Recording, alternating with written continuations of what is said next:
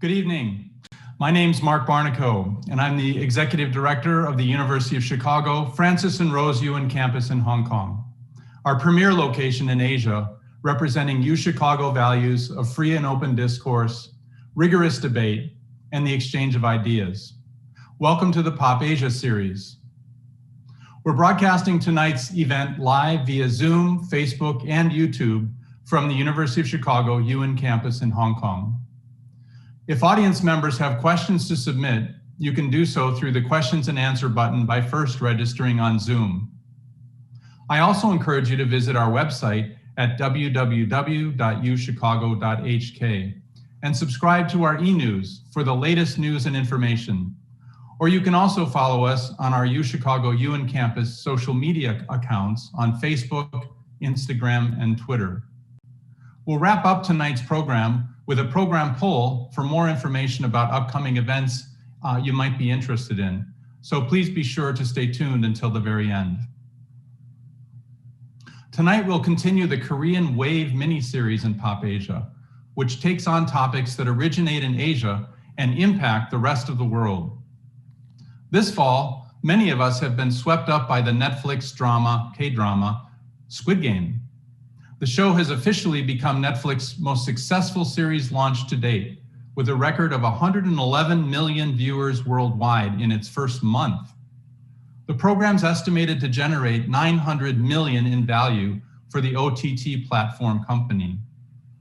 The program's commercial success has spilled over into an internet and global cultural phenomenon. Number 67 actress Ho Young-jung gained 5.2 million new followers on Instagram, and people are busy creating Squid Game memes and playing the sugar honeycomb or the dalgona candy game. The Squid Game is preceded by the global popularity of other South Korean cultural exports, such as K-pop and K-drama, which we've discussed in previous episodes and can be found on our YouTube channel. The award-winning film Parasite also brought worldwide recognition to the South Korean film industry. So what will sociological, cultural, and film studies scholars have to say about these two programs? What are the parallels? Are there any crucial details or backstories we've missed? And what are the implications of having non-English language programs gain worldwide popularity? Our guest tonight will be able to give more insight into these questions and more. One warning though, there have been many program spoilers. There may be many program spoilers if you haven't watched these programs yet. Let's get started with brief introductions of our guest speakers tonight. Dr. So-hee Kim currently works as a research professor of the International Research Center for Korean Languages and Culture at Korea University. She received her PhD in East Asian Languages and Civilizations from the University of Chicago in 2019 and taught courses on Korean cinema, culture, and literature at Northwestern University as Weinberg Postdoctoral Fellow from 2019 until 2021. Her research interests center on Korean and East Asian films of diaspora, as well as transnational East Asian cinema and independent film movements. Dr. Rebecca Tioko King-O'Ryan is a senior lecturer in the Department of Sociology at Maynooth University in the Republic of Ireland. Her research interests are in popular culture, globalization, emotions and technology, race and ethnic beauty pageants, and critical mixed race studies. Her current research explores globalized interpersonal and interactive forms of bodily culture in Asia and Europe, and Asian popular culture, including Korean and Japanese popular music and dramas and digital technology. Dr. Aaron Han-jun Magnan-Park is an assistant professor in the Department of Comparative Literature at the University of Hong Kong. He received his PhD in film studies from the University of Iowa. He specializes in Hong Kong action cinema, contemporary South Korean cinema, sound theory, the Hollywood Asia Connection, and Poly-Asian cinema. He's co-editor of the Palgrave Handbook of Asian Cinema. Thank you all for joining us tonight. Let me start by asking Aaron our first question. Aaron, I'm delighted that you're able to join the program tonight, and I'm certain the audience would be very interested to hear your thoughts on aspects of these programs that are underpinned by Asian and Western cultural influences on society and the family structure. Could you also speak about maybe contemporary issues that Korean society faces today and how universal these challenges are when we're comparing them to the West? And finally, do you have any thoughts about the filming and cinematic techniques that are being used in both the Squid Game and Parasite? Thank you very much for allowing me to join this webinar. I think the global pandemic has heightened and accentuated many of the inequalities that have been ongoing since the world went on a neoliberal economic turn. For South Korea in particular, this happened with the 1997 IMF Asian financial crisis and the IMF bailout. At that time, South Korea, following the Japanese Zaibatsu model, had chaebols where they provided a cradle-to-grave type of corporate welfare structure for its employees, both executives and blue-collar workers. However, with the IMF imposition, all of that was eradicated and a form of austerity was introduced. At that point, the ability of Koreans to have a brighter economic future was taken away. And I think with the imposition of gig work or middle executives having to be retired early and taking their severance packages to start mom and pop shops that then compete with other laid off executives in the same situation, created just a brutal economic situation where no one could really gain a kind of economic foothold or advance as they once could under the Miracle on the Han model. And so it's not strange for many of the youth of South Korea presently, as well as other people who are finding themselves in economic duress, to now call South Korea Hell Joseon. On the cinematic front, I was very delighted to find within this Netflix TV series cinematic techniques that really highlight the director's cinematic vision. I've had the luxury of seeing a former film of his, Fortress, and I'm sure that many people have watched YouTube to see other people look at different visual and sonic elements of the TV series to gain a deeper understanding. And what I'd like to do is share two cinematic techniques with you and two film clips. So the first technique is called a graphic match. Next slide, please. So this is in episode 2. I provide the time clips. This is at the point where they have decided not to participate, but after returning to the real world, they realize that they have to come back to play. So we have our key 6 players, our Ki-hyun on the top left, and then going down on the left column, Sang-woo, and then Toksu, the gangster. In the top right, we have Sebyok, the North Korean refugee, and then Il-nam, and then Ali. So graphic match is an editing device so that if we look at the minimal graphic elements, you have a character located on the very center of the frame. And even though we have 6 different individuals, when you superimpose all 6 frames on top of each other, they become one and the same. And so while there are 6 individuals, they find themselves in the same predicament and having to make the same decision. So metaphorically speaking, they're in the same boat, but because they have to enter the game by way of a van, they're going to be in the same van. So the next slide, please.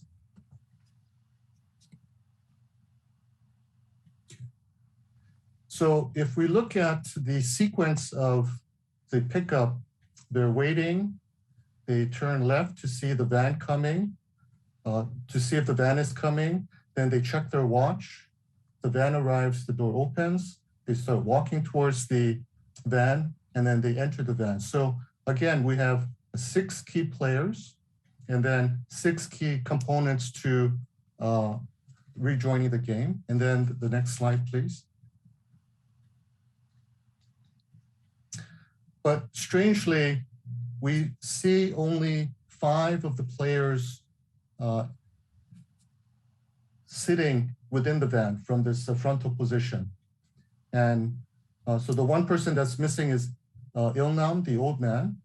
And of the 5 remaining players, it is Ki-hoon who sits on the very center, whereas the other 4 players sit on the left side of the screen, at which point, visually speaking, even if you haven't seen the film, this foreshadows who will be the winner or the lead candidate to win the Squid Game. So while there are 6 individuals, they all enter through this graphic match the same van, all this different van, metaphorically it's the same van. And so when it's time to form a team, then these are the 6 individuals that form the core team to help and support each other. The second film technique I would like to introduce is called the trombone shot. Next slide, please. Okay. This is in episode 3 when Ki-hoon chooses to go under the umbrella sign only to find out that he chose the most difficult shape to etch out. Now this is, we've seen this in like Hitchcock's Psycho, we've seen it in Goodfellas. It's a technique wherein the lens, the camera lens zooms into the character while the camera is placed on a doll and it is moving away from the character. And during this simultaneous movement, the focus is on the character's face. And so this technique is always used to show a moment of disbelief where you realize you've made the most disastrous decision of your life. Okay, if I could get the screen. One of the key issues for me is that originally Squid Games was conceived as a film, but then when Netflix provided the funding, it was switched to a TV series. But I'm very honored that the filmmaker still decided to enhance the regular film by adding the cinematic touches. Thank you. Thanks, Aaron. That's really insightful to know a little bit more about some of the techniques that are used within Squid Game. Rebecca, welcome back to the K-Wave series. We're so happy to have you back. With your research interests and background, I was wondering if you have any insights on why Squid Game and Parasite have been so popular with Western audiences. And specifically, I was wondering, given your expertise, could you speak to the sociological aspects of both programs and particularly gender-related issues? Yeah, thanks, Mark. It's great to be back. Yeah, I have to agree with Aaron. I think that there's a lot going on in the film, but also it's also a reflection of the world that we are living in. So I think that a lot of Western viewers in the US, in the UK, particularly those viewing English-speaking viewers who watched it either with English subtitles or dubbed in English, I think they're actually missing a good bit of the kind of meaning. I'm sure Sohei will talk about that. But I think Western viewers are missing out on some of the meaning. So the question then becomes, why is it still really popular in the West? And I think there are 3 main reasons why it's been so popular, particularly in the West. Besides, obviously, it's very easy to access on Netflix, and it became kind of the talk of the town on social media. So it spread very quickly and very efficiently through social media news of it on Netflix. But I think that there have been other, of course, game-themed shows in the past, Battle Royale or Hunger Games, certainly precede a Squid Game, but were not nearly as popular, particularly in the West. And I think what's caught people's attention in the West is, first of all, the timing of the release, I think is very interesting. So if we look at the kind of backdrop of the current moment around the globe, there are a lot of places, particularly Western countries like the US and the UK, where I think they want to believe they're post-pandemic, but I would say they're more like peri-post-pandemic. They're not quite post-pandemic yet, but they seem to be behaving like they are. And what this means, of course, is that risk is all pervasive every day in our lives, and even small decisions like to wear a mask or not wear a mask can lead to death or potential death from the virus. So all bets are off. All your best laid plans can at the last minute be threatened by the virus or being a close contact, and you might have to drop everything in quarantine for 2 or even 3 weeks. So I think there are no guarantees, and wealth and power can't protect you from this virus. I mean, the death of Colin Powell last week, all the power or money in the world can't protect you 100% from the virus. So this pervasive sense of risk, I think, is the first thing. Second, of course, is a social and economic situation that Aaron talked about. I would agree with him. I think the situation where particularly young adults are carrying, heavy personal debt loads, their wages can't keep up with inflation, the cost of living has really escaped them. The kind of American dream of upward mobility of ever owning a home for many young people across the world is just a total impossibility. And then I think the third reason, of course, is that it's part of the K-wave. And so like K-pop and K-drama, which and even K-video games, which we've also discussed in this series, I think it has all the hallmarks of those, of the K-wave. So, very high production value and quality, very, very good acting, along with the Korean kind of aesthetics. There are, of course, these mimetic elements to Squid Game in particular that are easy to cut and make into memes. It's a very popular Halloween costume as well. And I think it does have that kind of something in common with those K-pop videos.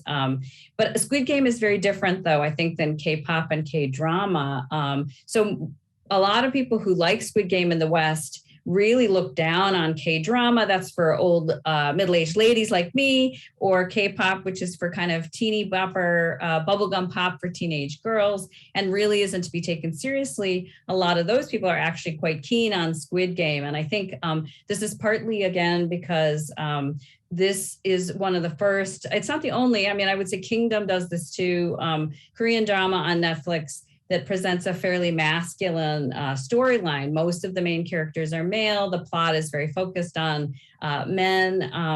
And I think male viewers in the West really related to this. I think also the use of graphic violence. I can see we were getting a couple of questions about that in the chat. I think the use of graphic violence parallels sort of almost a video gamification of the Squid Game. And again, I think that video game kind of questing to the next level really resonates with particularly young men in the West. And if you lose, you die, right? So again, there's kind of parallels. And then I think the other thing is that the games actually played in Squid Game are also very masculine. They tend to be boys' games. And in this sense, it's a very different notion of masculinity compared to K-pop videos, particularly boy bands and K-pop videos. In the end, I think that English-speaking viewers are missing some of the kind of deeper meanings in Squid Game, but it still resonates with them in terms of the competition where the stakes are really high, life is really brutal, and the winner takes it all. Thanks. Thanks, Rebecca. So Sohei, it's really nice to have you join our program tonight as one of our UChicago PhD alums. Perhaps you could share with the audience some of the cultural issues that are lost on non-Korean speaking Western audiences that Rebecca was referring to. Elaborate on those a little bit more. Those things that are not reflected in the English translation. Right. In addition, maybe you could speak about the symbolism of the games themselves and what they mean culturally, with the young people playing these games on playgrounds, and how that has basically transcended into what we are now observing as a global phenomenon. And then finally, any Japanese cultural or Japanese manga influences that you've seen manifest themselves in Squid Game.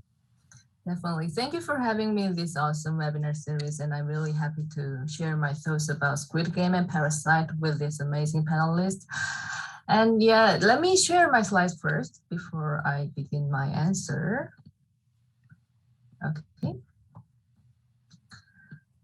So I think the Parasite and Squid Game have really a lot of similarities in their themes and narrative strategies, especially concerning translation.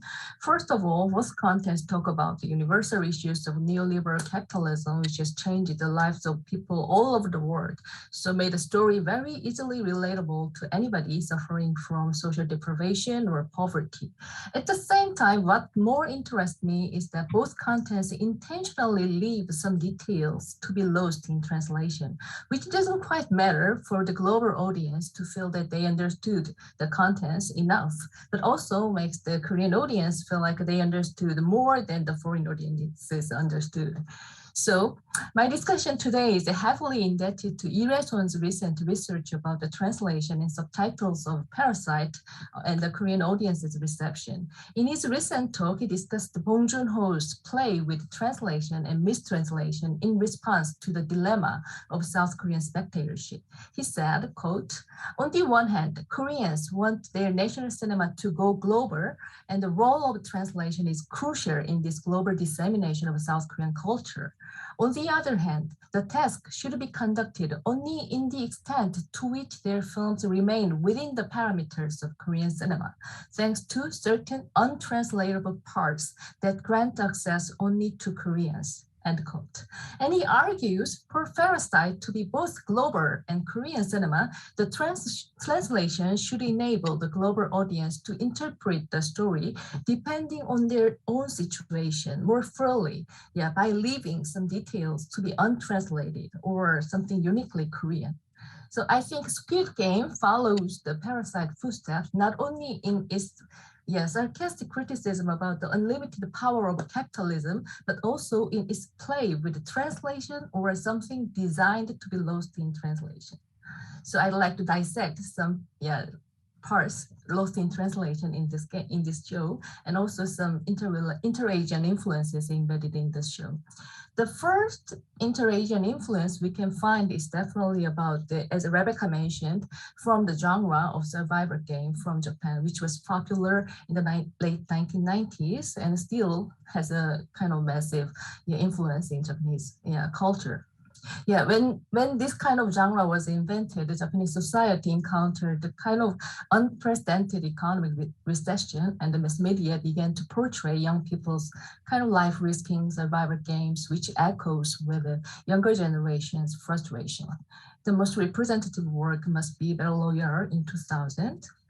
And after this film, this film really, violent and dystopian. However, it gained incredible attention both in and out of Japan, and several similar films followed, making this type of survivor or death game film as a battle royale genre.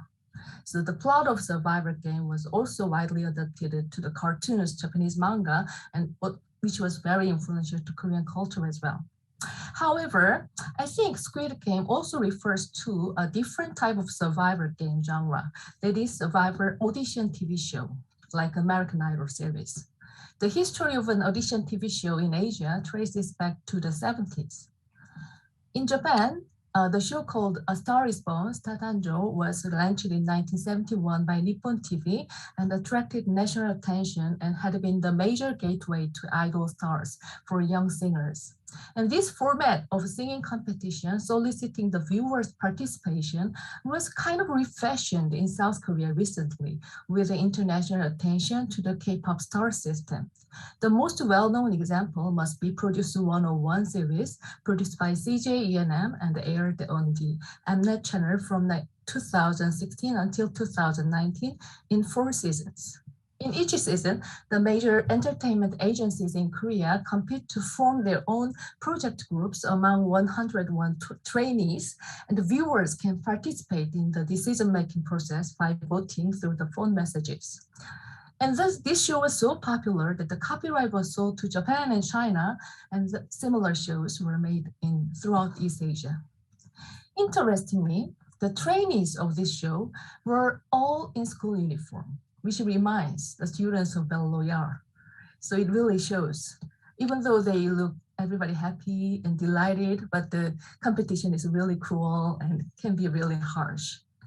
And also, when they were in the training outfit, it looks quite similar to the players of Squid Game as well. And also, we can find some visual similarity between these two images, Produce 101 and also Squid Game. So what's interesting about this particular show is that in 2019, it was revealed that the producer of a Produce 101 was actually bribed to manipulate the viewers' vote. And he was sentenced to 2 years in prison, which illuminates how easily the fantasy of fairness can be fabricated, as we could see in the Squid Game as well. The second detail I'd like to talk about is about this game. First game, green light and red light in episode 1. The original name of the game is 무궁화 꽃이 피었습니다, which means the 무궁화 flower, the rose of Sharon, has blossomed. As many of you might know, 무궁화, rose of Sharon, is Korean national flower, and it also appears in Korean national anthem. When Squid Game was first released, some people pointed out that it is very similar to the Miike Takashi's 2014 film as The God's Will. But I think both films are under the very strong influence of battle royale genre film, so it is difficult to kind of accuse a Squid Game for plagiarizing it. However, what I found quite striking is that the similarity between the Japanese game and the Korean game. So let me show the clips here. 다루마상가 고론다 기레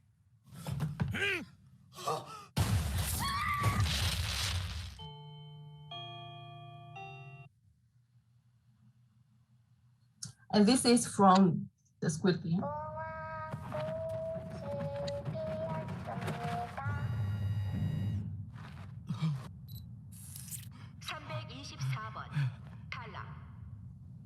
병신 걸렸네. Yeah, it is difficult to trace the origins of children's games, but there are obvious similarities in this Japanese game 다루마상가 구로온다 and Korean one 무궁화 꽃이 피었습니다. Both games' rules and the rhythm of the songs and they are very similar, and also the phrase of both games consist of 10 syllables. So Korean ethnomusicologist Han Yang-ja argues that many Korean children's games, which are believed to be traditionally Korean, were actually from Japan during the colonial era.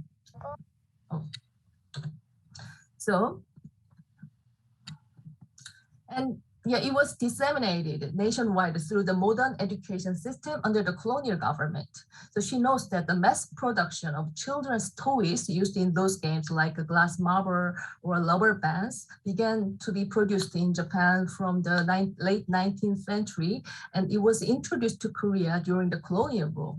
And she also mentions that this particular game, the 무궁화 flower has blossomed, is also transmitted from Japan, but the phrase could have been changed with a longing for the nation's independence. And Im Young-soo, the director of Yeongi Folk Museum, argues that Namgongok, an independent movement activist in Korea during the colonial era, he was particularly worked hard on distributing the 무궁화 flower as the symbol of national spirit. He has changed the phrase to 무궁화 꽃이 피었습니다. So to sum up, this game both embodies the colonial legacy and longing for the independent nation. And later, when the South Korean government designated this flower as the national flower, it also symbolized a certain legitimacy of South Korean nation state. One more detail I'd like to point out here is the flag in the background in episode 6. It is just a combination of 3 shapes of Squid Game, but it also looks very similar in its color and also shape with the flag of the New Village movement in the 70s South Korea.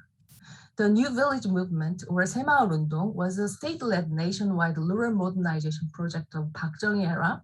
So it symbolizes South Korea's dramatic economic growth and also the brutal dictatorship under the Park Chung-hee dictatorship. So considering that all these games were designed by this elderly man, Am I allowed to spoil? Yeah, I guess. So, yeah, considering that this man designed these games, so we might be able to say that he is a kind of allegorical character of South Korean capitalism, which began with a colonial legacy and grew under the military dictatorship. To be specific, what he symbolizes looks like industrial capitalism in South Korea, as the globalized neoliberal capitalism persists even after its demise, just like the system of Squid Game continuously operates after this man's death. So I think this allegory of South Korean capitalism combined with a patriarchal autocracy might explain why all boys' games were chosen and female characters are marginalized in this setting. Another detail I'd like to mention is about the Gi-hoon's trauma. At first, Gi-hoon, the main character, appears as an unfamiliar son, irresponsible father, and a gambler with no plan. So he is kind of unworthy person who deserves to be the part of the brutal game. However, later in episode 5, his trauma is finally explained. He was a dismissed worker of an automobile company called Dragon Motors, and he witnessed his friend's death during the fierce battle with a policeman. At this moment, many Korean audiences might have thought about the actual event that happened in 2009. The dismissed workers of Ssangyong Motors sit-down strike for 77 days and brutal police crackdown. Ssangyong Motors was one of the major automobile companies in South Korea until the late 90s. However, during several global economic crises, it was sold to foreign capital and carried out a large-scale restructuring. And in 2009, 2,500 workers were laid off, and the workers went into the full strike and occupied the factory building from March. However, the company didn't respond to the union's request for negotiation for several months, but just cut the electricity and water and stopped the food supply in the hot summer days in Korea. If you've been in Korea in the summer days, you know how hot and humid it is. And police mobilized anti-terrorist manpower and weapons and mercilessly cracked down the strike. What further exacerbated the workers' life was a lawsuit by the state, seizing their positions for damages. In 2009, police filed a suit against the workers in the strike to demand compensation for a helicopter and crane damaged during the strike. After 2 trials, the court ordered the workers to pay around 2.5 billion won.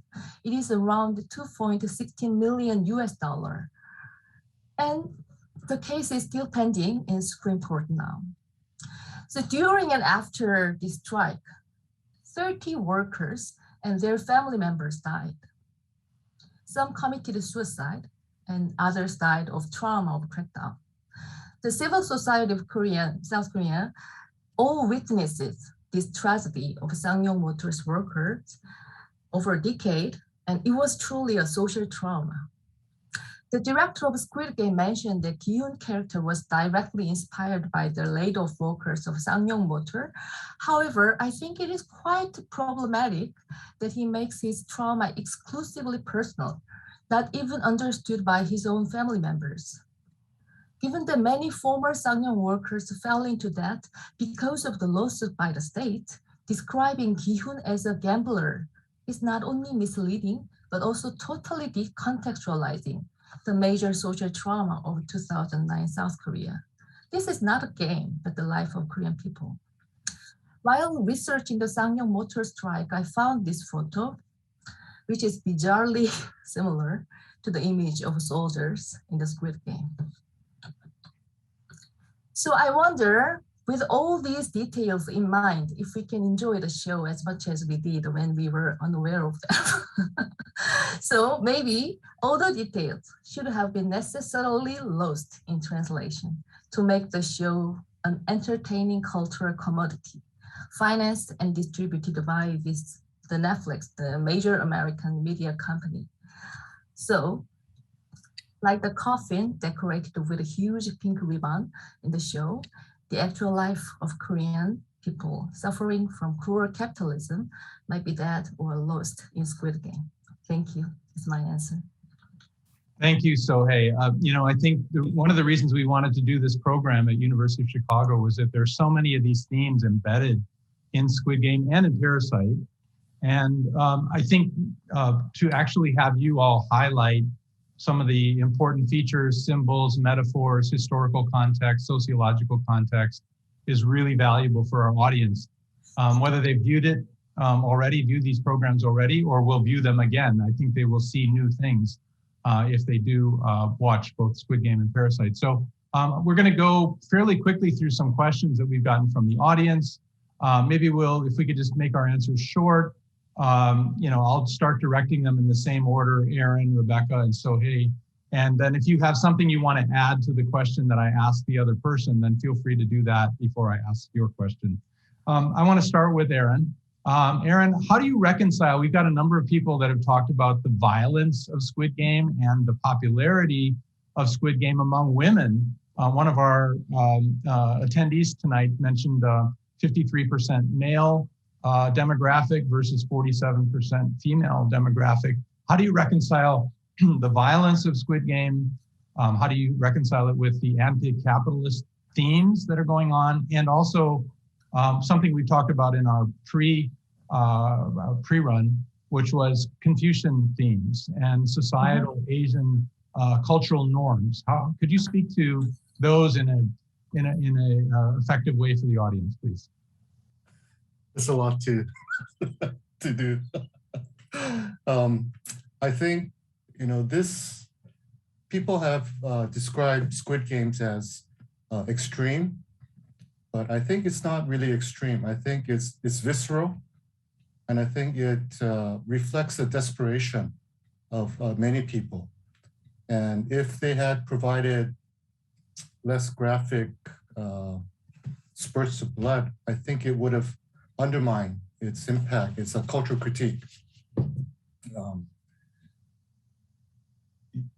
You have to feel for the deaths, even the 450 people that we don't get to know. Each death does have an impact, not only on the characters as they determine their own ability to finish as a winner, but also as a spectator to be really grounded on the reality of their predicament. I watched the first episode again last night, and Rebecca, one of the things that struck me about it was the fact that they were reinforcing this message of trust and free will. And I was wondering if you might be able to speak to that a little bit and maybe piggyback off of some of the things that Aaron brought up. Yeah, I mean, I think there is this sense of this idea of choice, right? They can choose to stop the game if they work together, and they all vote to stop the game, which they do actually after the first game.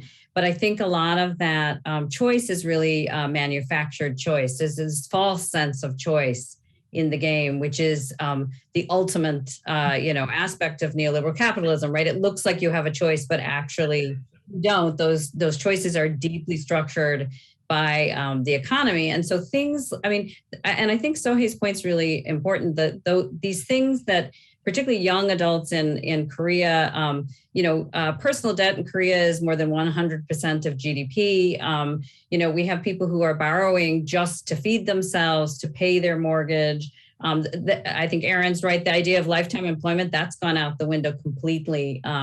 Elder poverty also touched on, I think, very clearly in Squid Games in particular. 40% of people over 65 in Korea live in poverty right now today. And a lot of this is that shift from private families, or what would have been elder care given in private settings or intergenerational households living together. That's no longer the case anymore, right? And so again, pushing that elder care into the private sphere. And we see that with, Sang-woo's mother, with Gi-hyun's mother, with even, the Il-san character, right? That they are very much living in poverty without sufficient retirement or healthcare provision. And then the other thing, of course, is gender and racial inequality, which is again very real. And I think you see this in the Ali character. And again, somebody mentioned it in the questions, this ultra deferential use of Sasaeng-nim over and over again as a coping strategy. I mean, Aaron said this before. I mean, it's a coping strategy that immigrants, and particularly dark-skinned immigrants, I think in East Asia,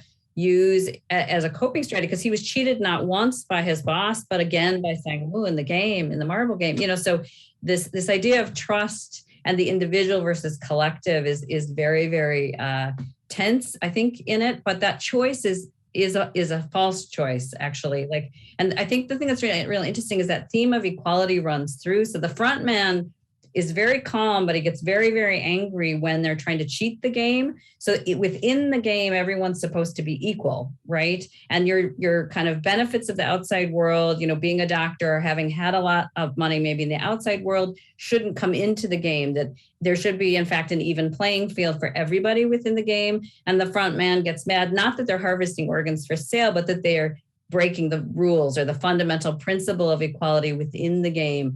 And I actually think that, again, that masks the larger structure of those putting on the game, right? You know, so when we talk a lot about, of course, it being an allegory for neoliberal capitalism and the pressure that puts on people, to remember that there's still a small elite group that's benefiting. And even the conversation about, well, is Korea benefiting from the popularity of Squid Game? Yes, probably, but let's be clear, Netflix is benefiting the most. Global capital is benefiting the most from the popularity of Squid Game. So I just think we have to think about the context of production, but also the context of the game itself.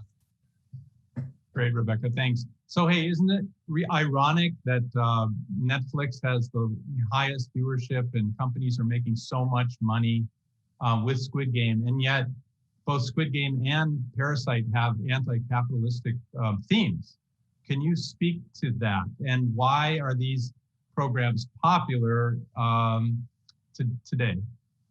Yeah, I think this really ironic thing. Yeah, poverty is really good item to sell now in Korea. And as we see in the case of Squid Game and Parasite, especially the very well-made product dealing with the poverty issues is kind of Korean product in the global market now.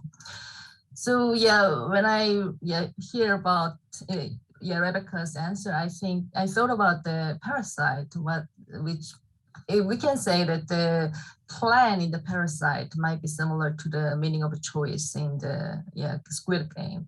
So the Kitex family all wants to make some plan about their future and their life. However, they cannot afford to have that plan because they are so poor, and all their plan was just to demolish at once by the strange things happening. So as Rebecca mentioned, we have to think about who really earns money from this whole product distribution and the system of the capitalism in capturing a whole this cultural product system. And I think the most ironic moment about the Parasite I remember was the Oscar the acceptance speech when Mi Kyung-lee, the head of CJ Entertainment, she went on the stage and said that how grateful she is. She is the wealthiest person in Korea. So we can think about how this gap is allegorized in the cinematic text, and it is also very detached from the reality of the life. It is just sold in the as a commodity to be something consumed by the by the first word or second word in the global market. Great. So hey, Aaron, the North Korean government is using Squid Game as a vehicle for telling people how horrific capitalism is.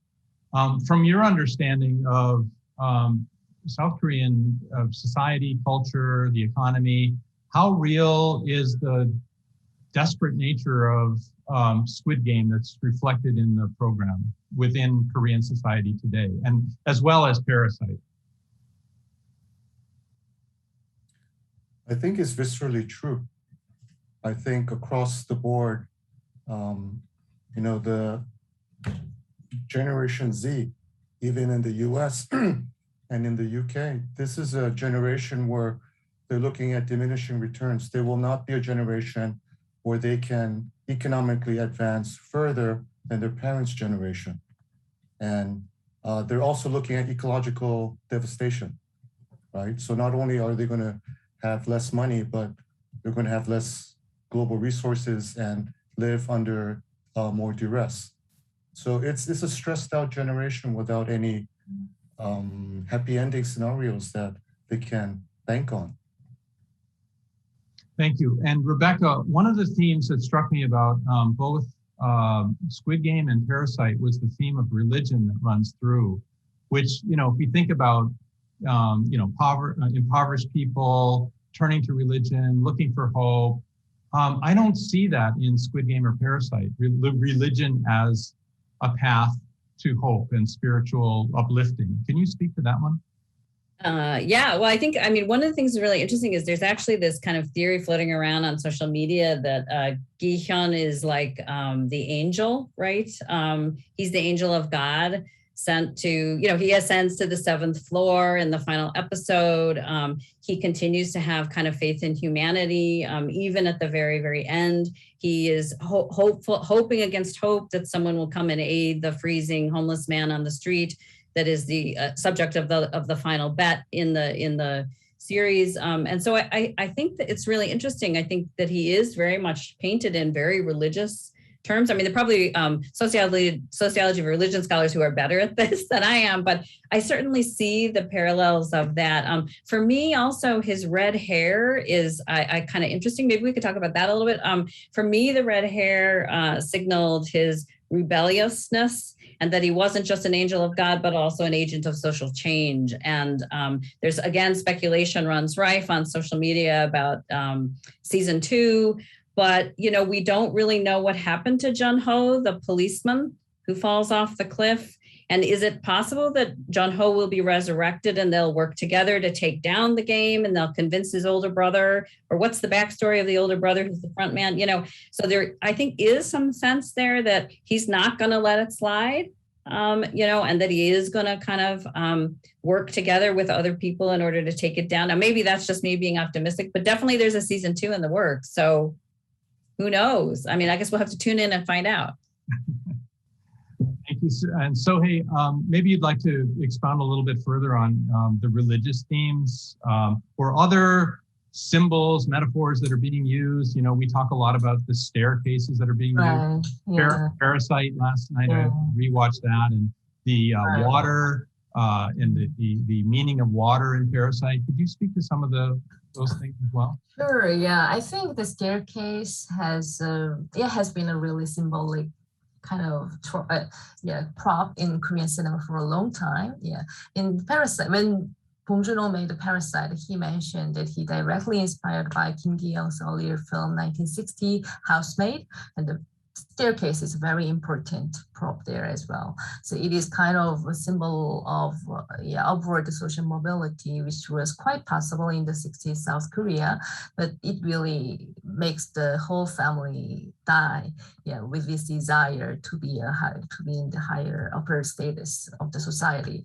However, in the case of Parasite, we can see it was kind of tweaked into a different system now. So we can see the upper level kind of social wealthier people and the poor people. However, we can see the underground, the staircase toward the underground, and nobody sees, and the main character Ki-taek finally goes to underground at the end of the film, and we don't know what's going to happen after that. He will be locked down for his whole life, or he can come out. It is totally impossible to imagine. So it is really interesting tweak in the neoliberal capitalist society, how the social mobility can be imagined, but can be led toward the horrible, kind of something unimaginable future. And also in this Squid Game, the staircase appears several times, especially directly refers to the Asher's painting.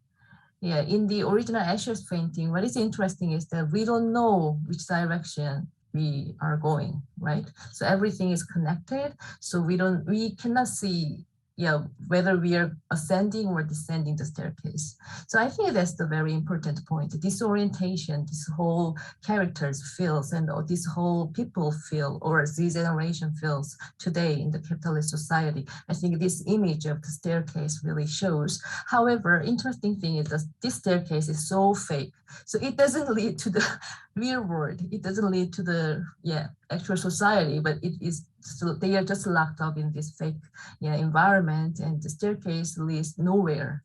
So that's the point, I think. Mm-hmm. Aaron, you showed us some pretty dark clips and cinematic techniques, but going and kind of piggybacking again off of what Sohee's talking about with the staircases, there's some very bright colors that are also being used within Squid Game in particular.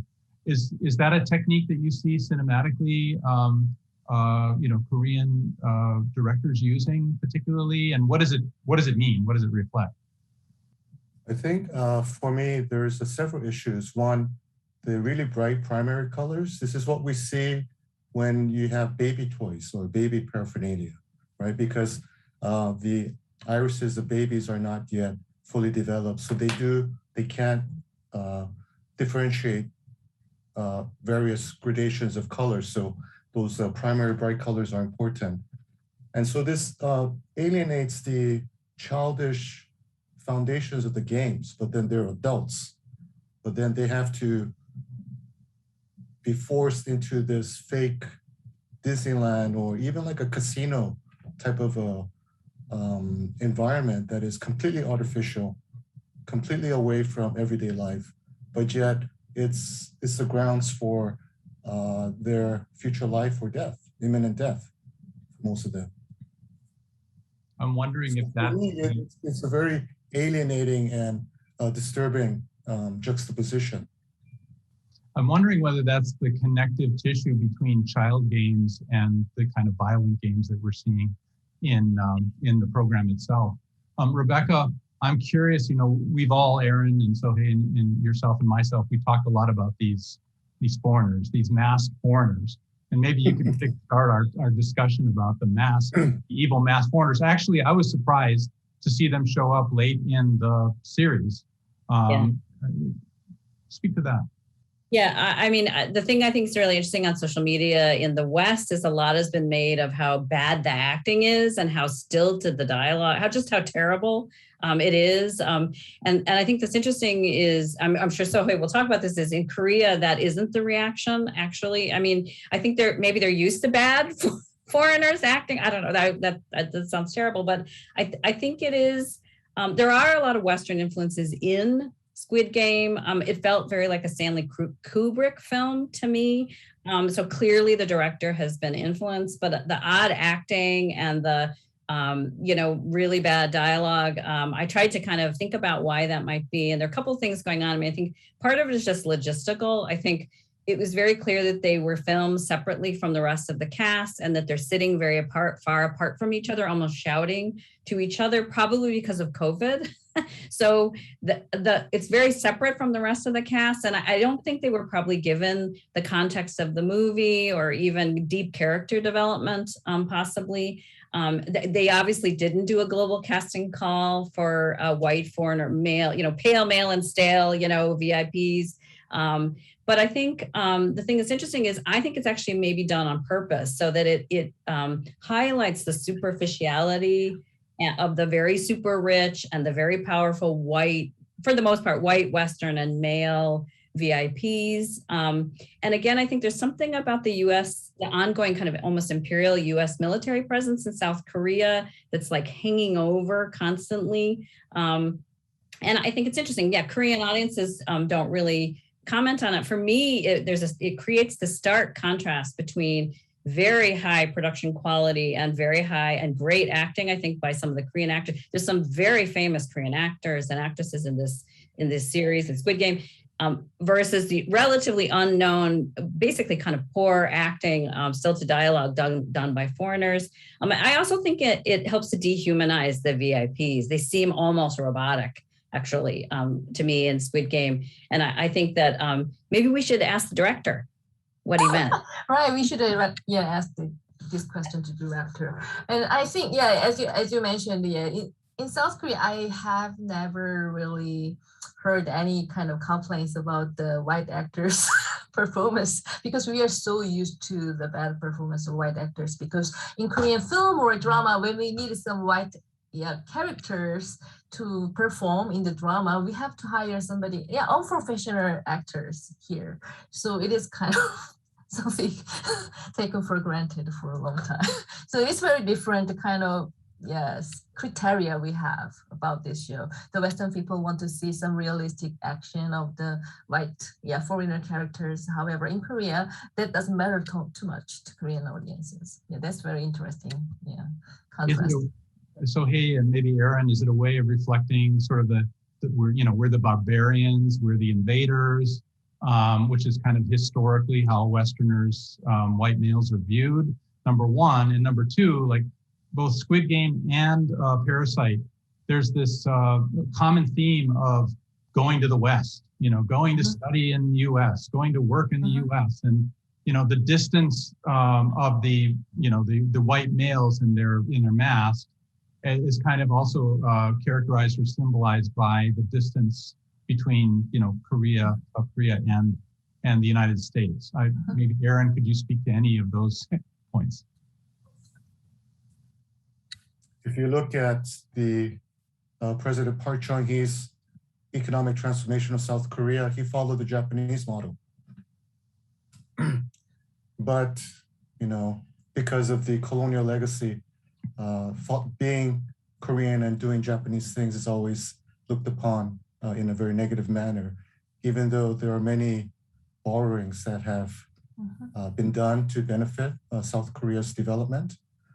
And the reality that everyone living in Asia, if they wanted to advance individually or as a society, had to find higher levels of education and training outside of Asia, and this meant the West. For most Koreans, it meant the United States or Canada as an English-speaking country, less so to places like France and Germany or Spain. But I'm sure if the colonial history had been different, most Koreans would be speaking something other than English. Right, and I'd like to say that, just to write after the liberation, even before the liberation, U.S. Army was present in Korea, and the U.S. became the other of Korea, it replaced Japan at the time. And many Korean people at the time, without any kind of financial system to earn their livings, they had to rely on the U.S. camp and surrounding kind of small markets and some prostitutes work their houses. So it is very tragic history, but also we have to think about how U.S. has been really important author of Korean people for such a long time. So going to the U.S. is kind of going to some different level of life, or going away from the Korean reality. So I think the Gi-hun's family's immigration to the U.S. really symbolizes how they are getting out of the reality Gi-hun is still residing in. Well, is it still an aspiration? So like this is one of the lines of questioning I wanted to ask. How does South Korea, people feel about Squid Game and Parasite? How does the government feel about it? How are they reacting to these programs? I think the general mood is just celebratory. They are happy that this game, Korean game, became #1 game in the Netflix, and the Korean game, just swept the Oscar prizes. So it's like the government doesn't really mention about the game, but there are some kind of other articles dissecting what made Squid Game so popular, and some people just say that it shows just so the power, how soft power of Korea is strong enough now. But some articles dissect some social dimensions Squid Game really tried to represent about the Korean society. So there are a lot of conversations, but not very. I don't think there are enough critical comment about the Squid Game. It's just a celebratory mood now. Rebecca, I see you nodding. You want to jump in? I would agree with Sohei. I mean, I think, there's this big theory that, the flow of Korean cultural contents or the Korean wave is going to increase the soft power of South Korea across the world. And certainly I think it is working. I mean, if we look, for example, at increasing exports, even in K-beauty or Korean literature, definitely video games, K-pop and K-drama, certainly it's working. In terms of tourism before COVID, it was definitely working. I mean, lots and lots of people love Korea and want to travel to Korea, but I think there are some kind of knock-on effects that we need to be a little bit careful of. And you actually see these actually in Squid Game. And one, of course, would be the fetishization of not only Korean culture and objects, but Korean people. Weirdly, and I think, so I'm thinking particularly of the scene where the VIP takes Joon-ho, the policeman, who's undercover at that point, and he propositions him, and it brings in this kind of rice queen. Sorry, that's like slang in the gay community for rice queens are like older white, maybe not that attractive, but wealthy white men who pursue much younger Asian, kind of beautiful flower boy, kind of feminine Asian men, and the power differential between those two. And I think the scene's very interesting because, obviously Joon-ho goes with him, and the white VIP strips off and says basically, oh, you're so beautiful, and your face can't be hidden behind the mask. But in the end, of course, it's Joon-ho who gets the VIP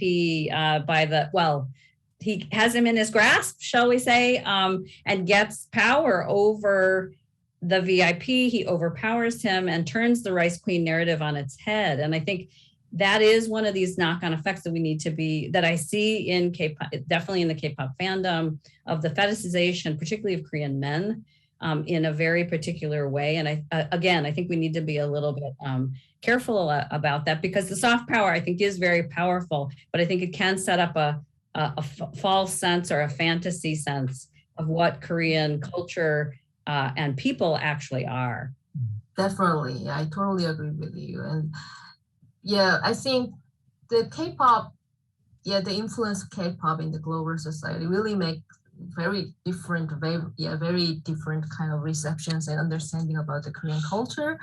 And I should say that I hate that scene. The VIP, kind of taking Joon-ho to the private room. I think it is extremely homophobic, and I don't know if it was really necessary in the scene. And there are a lot of sexist, a lot of scenes I can criticize about the scene, but that is one of the scenes I really hate.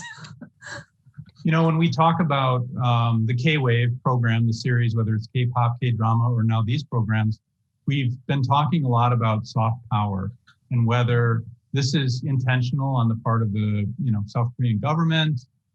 Is it something that's part of more of a global soft power initiative? Who'd like to take a stab at speaking to that issue of soft power? I think let me try. Soft power is the fuzzy-wuzzy feel-good emotion that it doesn't have a rational component, but there's an attractiveness. And that is something that is very unique to the position of Korea on a global scale. I can speak on a personal level that when I came to the US in '73, the joke even in Hawaii, which is very Asian, is Japanese or Chinese, and Korean was like, what's that? Or where's that? But now it's at a point where even in Hong Kong, people look at me and they recognize Korean facial features. And I don't have to say anything. They know nothing about me, but there's an 안녕하세요 on the streets or from strangers. And this willingness to connect with you through Hallyu, I love BTS, or I love, this actor or actress, or this is my favorite K-drama that my whole family watch every Thursday night religiously. right? And we are planning after we can start flying without the 21-day hotel quarantine back in Hong Kong. Our first trip is to Korea, right? This is phenomenal. This is really phenomenal. Yes, like Rebecca and Sohye said, there are dark sides, but there's dark sides to everything. But I think there is this warmth to what Korea represents that just does not exist from an Asian national perspective outside of South Korea right now, for a variety of reasons. And for South Korea to be the one that's making Asia attractive, this is a phenomenal historical event. That's really interesting, Aaron. And I see Rebecca and Sohye both nodding. Would you like to add in? I think one of the things that's really interesting for me is in interviewing Western fans and followers in particular of the kind of Korean wave cultural contents is trying to ask what is missing in their lives in the West, in Europe and the United States in particular, that drives the attraction towards Korea. And a lot of it is a talk about respect for women, respect for family, not, graphic sex at every turn in every program that you watch. And again, that's because of censorship for terrestrial Korean TV. We don't get the kind of, Squid Game could only have been made on Netflix. It could not have been made on KBC, right? So I think that there's this sort of sense of, and even with Korean men, a lot of the female fans that I've interviewed, they've had it with toxic white masculinity in the West. And so they see this as an alternative. Whether it's real or not is a different issue in Korea. There's plenty of gender inequality in Korea, of course, and patriarchy. But the point is that from their point of view, their life is missing something. And this can fill that gap for them. And I have to say that when Westerners go to Korea, they are very warmly received as tourists. I would say it's a little more tricky when you try to live there, but certainly as tourists. But you're right, it's a warmth, it's a respect, it's an acceptance that they're seeking that they do not have in their kind of current lives, I think. So hey, Rebecca mentioned the gratuitous sex that a lot of Western movies and film have. There was a gratuitous sex scene in Squid Game. Was that just what it was? Gratuitous? It's a nod to, or what was the purpose or reason for that? And as you mentioned, the relationship that looked like it was going to evolve with the elite and the Korean male, the homosexual relationship. Yeah, I think sex scenes in the Squid Game, like in the middle of the series, I think, middle of the episode 3 or 4. It shows how the woman is in a vulnerable position and how desperate she wants to survive, and the only kind of tool that she can use to survive is her sex, selling her sex at the moment. But I don't know if it was a necessary choice to portray the sex in that way. It was quite disgusting and also very uncomfortable. I should say uncomfortable. And also it reminds me a lot of earlier Korean films, which was very popular in Western societies, especially art house kind of circles like Kim Ki-duk, Song Sang-soo's, or some, as Aaron mentioned, Asian extremes, which described very sexually violent, something Western directors would not make, but Western audiences want to see beyond what is allowed in the Western society, civilized Western society. So there are certain kind of Orientalism working on this whole process. And I'm not sure if the Squid Game tries to play with that, playing that Orientalist gaze Western audiences have, but definitely that scene reminded me something about the earlier Korean cinema. Great, thanks. Sorry, go ahead, Rebecca. I was just going to say, I think the Min Yeok character, her name means beautiful woman. Right. Right. I mean, she's playing on that stereotype of Asian women as submissive. She's actually quite strong. She is not afraid to die, right? And in the end, she gets Deok-soo, the gangster, right? She says, if you cross me, I'm going to kill you. And she does, right? I think she's a really interesting character just in that sense. Right, definitely, yeah. Great. We're running out of time. I have one question that'll be for each of you, but then I know there've been a lot of questions from the audience that maybe you have looked at in the Q&A and would like to respond to. So in addition to my question, if you'd like to close out by answering any of the questions there, please feel free to do so. My question is, how is Squid Game and Korean entertainment really, is it changing the way we think about global entertainment today? That's my question. And then any other question you'd like to use to close out. Aaron, you want to start us? I would have never thought that of all the non-European languages that would be found to be sonoric and pleasant to the ear would be Korean. But that's what's happening, because I think there is a rather large proportion of people who are watching Squid Games in Korean with subtitles, as opposed to going for the dubbed version. So that for me is very encouraging. And of course, the global success of Hallyu has meant the rise of Korean language lessons and programs, and fans teaching themselves Korean so that they can engage with the fan community, and also to plan for their trip to the land of Hallyu. Yeah, we're sick of waiting for subtitles, so we're just gonna cut that jump ahead and try to learn Korean so that we don't have to wait for the subtitles, in English. I think there's another aspect here, which is the pandemic. And actually, so when the pandemic happened, the Korean firms and production teams were much better prepared to pivot to online than I think Hollywood definitely was, or the major kind of production companies in Europe and the US. And so they got there first, and they were ready, and they had the high-tech, high-speed infrastructure, but also the kind of knowledge of tech, because K-pop, for example, had already been pivoting to online content.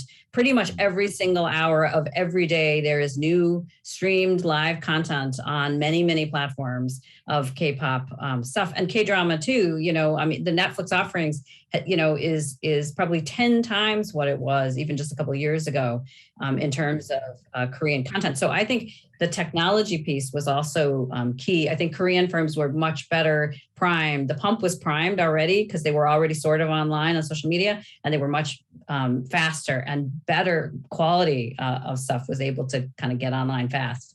Mm-hmm. Right. And I think what Squid Game will change will be the Korean industry first.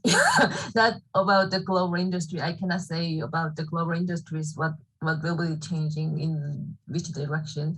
But the Korean film industry and drama production industry is rapidly changing now, especially in case of Korean film industry. During the pandemic, Korean cinemas were all closed. So they had to seek out other platforms to release their films, and Netflix was kind of major alternative they could find. But the kind of splitting the benefits with Netflix was so totally different from the traditional cinema system. So whole kind of production and distribution and the investment has been really changing dramatically in Korean industry now. And also a lot of film directors changed their film script into drama script, because drama script is much better to sell to Netflix or some other platforms. So this whole change can be very intermediate process, and I don't know what will be like after 10 years, but it will be totally different from today's culture. That's a great way to close, Sohei. And so Aaron and Rebecca and Sohei, thank you so much for the lively discussion this evening and for taking your time to talk about Squid Game and Parasite. I hope the audience will be compelled to watch Squid Game and Parasite again after this webinar, and maybe come back to the webinar and pick up some of the tips for how to watch these programs. I'm certain that you'll view the programs differently after listening to the expert analysis from this evening. Our speakers have done a wonderful job explaining so many of the nuances found in the two programs. Thank you all so much. We have a brief poll on tonight's program for the audience on Zoom. Please complete it while I tell you more about the next program. We'll be launching a new series November 2nd called China on the Move. This series will feature various programs and begin on November 2nd with a focus on the Evergrande and real estate crisis in the real estate industry in China. Make sure to follow our Facebook, Twitter, Instagram, and UN Campus website for further information and register for next Tuesday's event. We look forward to seeing you on November 2nd. Thank you all so much for joining us tonight, and good night.